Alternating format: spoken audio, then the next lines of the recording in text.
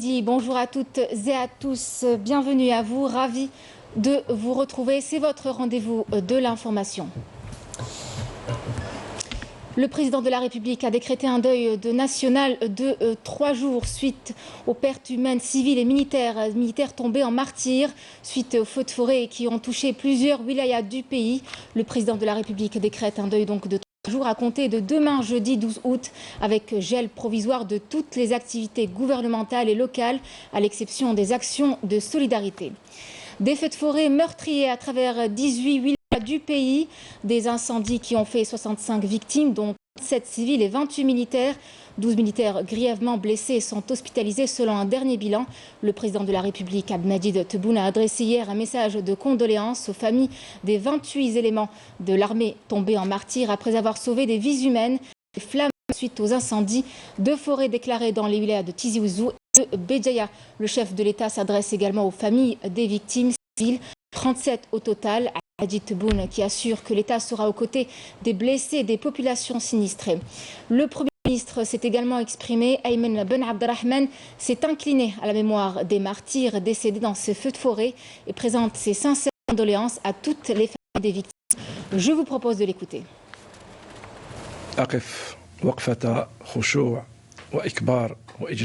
Je m'incline devant la mémoire de ces martyrs décédés dans ces incendies. C'est une tragédie qui a causé le décès de 17 civils au niveau des wilayas de Tizi Ouzou et de Sétif et qui a vu la perte également de 25 militaires après avoir été assistance aux citoyens dans la région. Je prie Allah le Tout-Puissant de les accueillir dans son vaste paradis. Je tiens à présenter mes plus sincères condoléances aux familles des victimes, mais aussi aux commandements et éléments de l'armée nationale populaire. Le Premier ministre qui confirme la piste criminelle. Le Premier ministre, on l'écoute.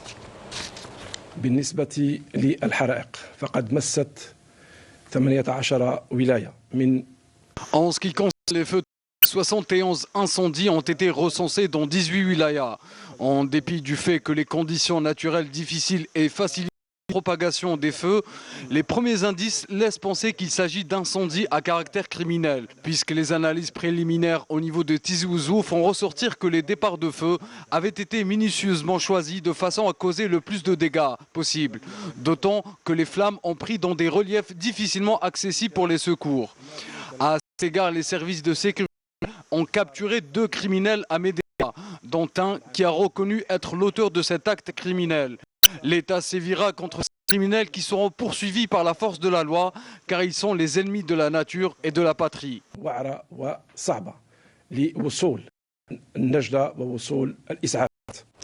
Le Premier ministre qui a rappelé les fermes instructions du président de la République pour la mobilisation de tous les moyens de lutte contre ces incendies. Ayman Ben Abdelrahman.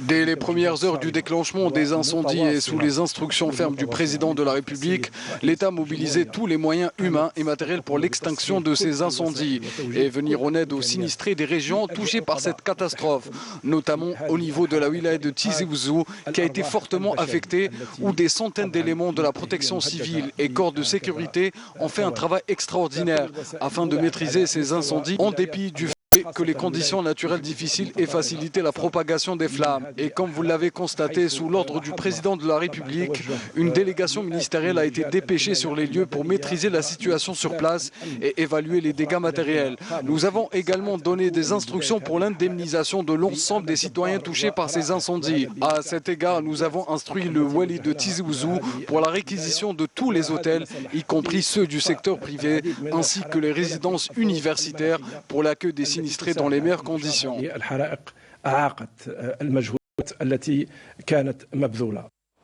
Ayman Ben Abdelrahman a également annoncé hier soir que l'Algérie était en discussion avancée avec des partenaires européens pour affréter des Canadair destinés à venir à bout des flammes des incendies déclarés. Le Premier ministre.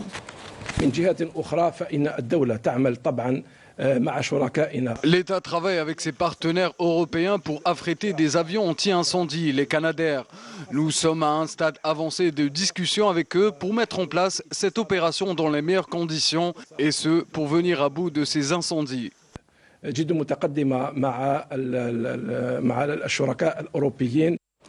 Le Premier ministre a également rendu hommage à la société civile qui a fait preuve de grande générosité et de solidarité.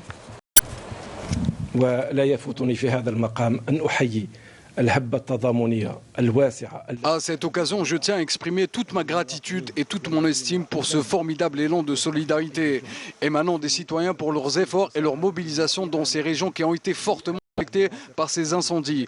Je les remercie pour cela et je tiens à souligner l'engagement de l'État pour venir à bout de ces incendies et de permettre à ces régions un retour à la vie normale. Tizi Ouzou, qui, rappelons-le, est la wilaya la plus touchée par ces incendies criminels. Des habitations entières brûlées, décimées par les flammes. Les habitants se sont sans surprise mobilisés et ont prêté main morte aux éléments de la protection civile et de l'armée nationale populaire, Mrim Damis. Des surfaces ravagées par les feux, des habitations brûlées et du bétail carbonisé. Un état de panique générale. Les villageois qui tentent tant bien que mal et avec des moyens de bord de prêter main forte aux éléments de la protection civile et de l'armée nationale populaire qui luttent contre ces incendies ravageurs. Ces derniers ont touché plusieurs communes et villages de la wilaya de Tizi Ouzou, de Bni Yenni, Al Arba'ana Firathan, en passant par Idjer, Ifira, Iflissem et Dra al-Mizan. Pour ne citer que ces régions, les habitants ont passé une autre nuit apocalyptique à combattre les flammes. Les habitants de la région, les éléments de l'armée nationale populaire et les présidents d'APC étaient mobilisés avec nous pour maîtriser les feux. Le ministère de l'Intérieur nous a envoyé des camions citernes d'Alger et d'autres wilayas limitrophes. Il y a eu aussi la participation des citoyens avec leurs propres moyens pour éteindre les feux. À cette occasion, je voudrais remercier les habitants de la ville de Tizi Ouzou qui étaient solidaires avec nous. Une situation difficile qui a démontré un incroyable élan de solidarité sans précédent des habitants de la région. Des hôtels et des salles des fêtes ont ouvert leurs portes pour accueillir les familles sinistrées. Et même des particuliers ont offert des hébergements à leurs frères qui ont fui les flammes. Les appels de détresse se sont également multipliés sur les réseaux sociaux pour venir en aide aux villageois. La ministre de la Solidarité, Kautar Kereko, ainsi que la présidente du Croissant Rouge algérien, Saïda Benhabiles, donnent le coup d'envoi ce mercredi d'une caravane de solidarité destinée aux personnes, aux familles sinistrées de la wilaya de Tizi Ouzou, région la plus touchée par la vague d'incendies qui continue de faire des ravages. Une caravane d'aide essentiellement composée de denrées alimentaires collectées au Palais des Expositions à la SAFEX à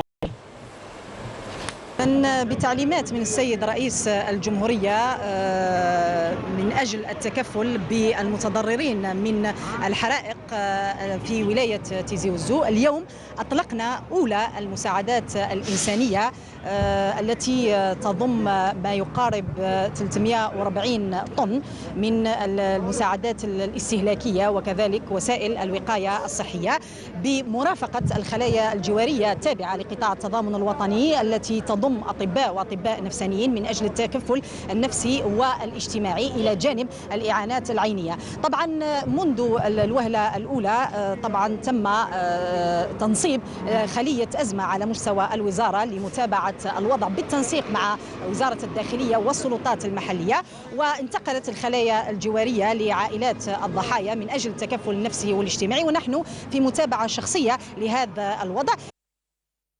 Ouverture de la 17e session du comité bilatéral stratégique algéro-malien dont le but est de procéder à un échange sur l'état de la coopération bilatérale et examiner les perspectives pour la consolider, l'approfondir davantage au bénéfice mutuel des deux pays. Le ministre des Affaires étrangères et de la communauté nationale à l'étranger, Ramtan Lamamra, a reçu son homologue malien, Abdoulaye Diop, qui effectue une visite en Algérie, porteur d'un message au président de la République, Abdelmadjid Tebboune, de la part du président de la transition, chef de l'État de malien, le colonel Assimi Goïta.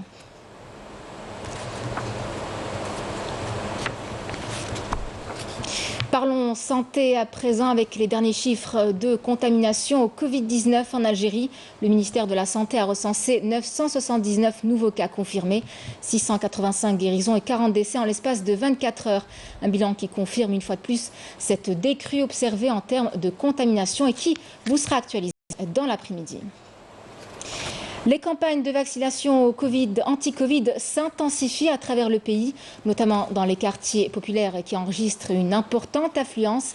L'exemple ce midi dans ce journal, au quartier Ben Zarga à Bourj El Bahri, où des espaces de vaccination sont aménagés. Emel Bouarba.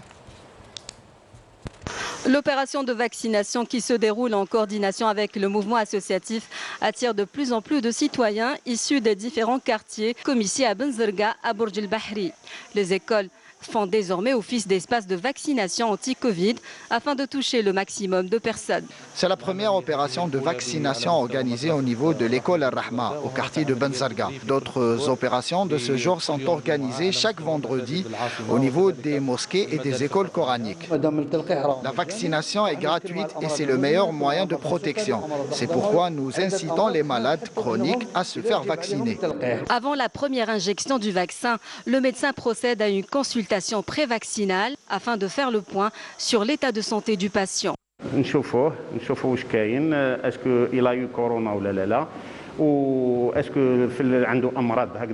consultons le patient, nous lui posons quelques questions pour savoir s'il a déjà été contaminé ou pas, s'il souffre de maladies chroniques ou de contre-indications à la vaccination.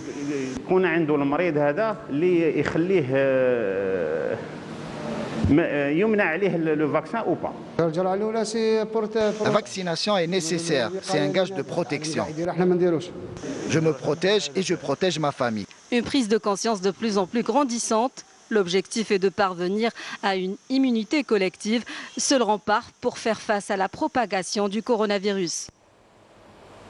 Un fabuleux élan de solidarité partout à travers le pays. Nombreux sont ceux qui se mobilisent en ces temps de crise sanitaire. Un producteur à Oran offre d'ailleurs à titre gracieux des lits en carton, à usage unique bien sûr, au profit des hôpitaux. Une éco-initiative qui permettra d'augmenter les capacités d'accueil des établissements hospitaliers, souvent saturés et incapables d'admettre de nouveaux malades. Badea Amarni. À Oran, ce producteur fabrique au niveau de son unité spécialisée dans l'emballage des lits en carton destinés aux hôpitaux du pays. L'objectif n'est pas commercial. Il s'agit de pallier le déficit en place dans les services dédiés à la Covid-19.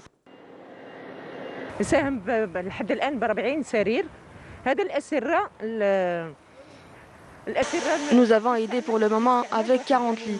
Ces derniers sont à usage unique. Une fois que le patient quitte l'hôpital, le lit est détruit pour réduire la contamination.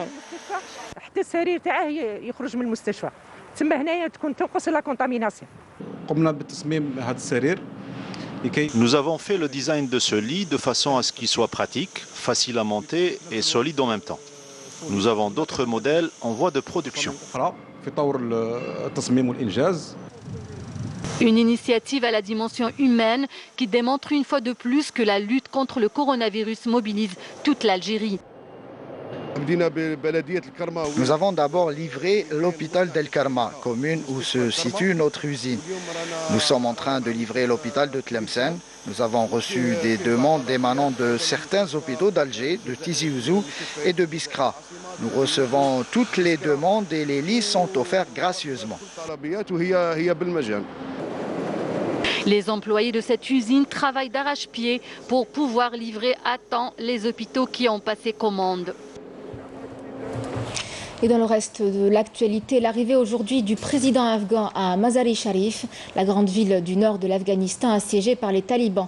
Ashraf Ghani a pour objectif de coordonner la riposte face aux insurgés qui contrôlent désormais plus d'un quart des capitales provinciales du pays. Les talibans ont conquis dans la nuit Faizabad, capitale de la province du Badakhshan, dans laquelle ils n'avaient jamais pu pénétrer lors de leur ascension vers le pouvoir dans les années 90. Ils contrôlent désormais 9 des 34 capitales provinciales de l'Afghanistan, toutes tombées. À noter que 7 sont situées dans le nord, une région qui leur avait pourtant toujours résisté. Et puis regardez ces images insolites publiées par l'agence spatiale américaine, prises par l'une des caméras du rover de la NASA Perseverance, de l'endroit où le robot a creusé un trou sur la surface de Mars alors qu'il commençait sa collection d'échantillons de roches qui devront dans plusieurs années être rapportés sur Terre pour y être analysés.